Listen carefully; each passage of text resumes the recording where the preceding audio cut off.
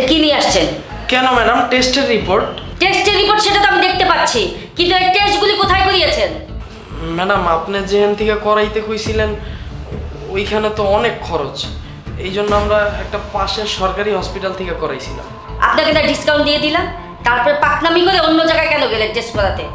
Madam, আপনি যে discount দিছিলেন ওই ডিসকাউন্টের পরেও ওই টেস্টগুলো করাইতে অনেক টাকা চাইতেছিল। এর লেগা ম্যাডাম আমরা ওই সরকারি হসপিটালে একবারে অর্ধেকে করাইছি ম্যাডাম। বুঝেনি তো, গরিব মানুষ। আপনার যদি টাকার এত অভাব থাকে তাহলে সরকারি হাসপাতালে যান, আমার কাছে কেন আসছেন? ম্যাডাম, সরকারি হাসপাতাল থেকে টেস্ট করাইলে সমস্যা কই? রিপোর্ট তো একই। আর আমরা শুনছি সরকারি হাসপাতালের রিপোর্ট তো আরও বিশ্বাসযোগ্য। এই যে এই কারণে আপনাদের উপকার করতে চাই না।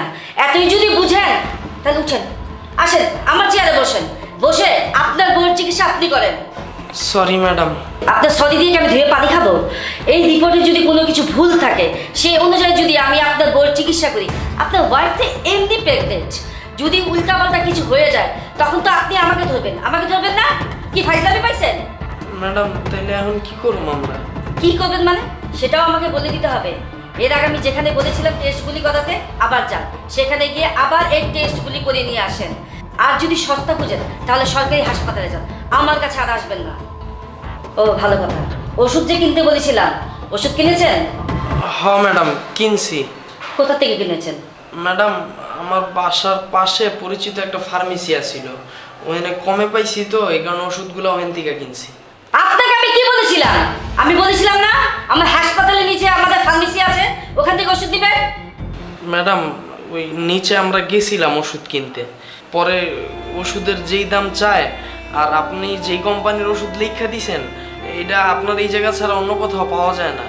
পরে ওই আমার এলাকার ফার্মেসিতে যখন ওই ওষুধগুলো দেখাইছি, ওরা একই ওষুধ মানে অন্য কোম্পানিরটা দিয়ে দিছে, আবার দামটাও কম রাখছে। এই জন্য আপনাদের মতো গরিবরা পথে ঘাটে মরে। আমরা বলি একটা, করেন আরেকটা।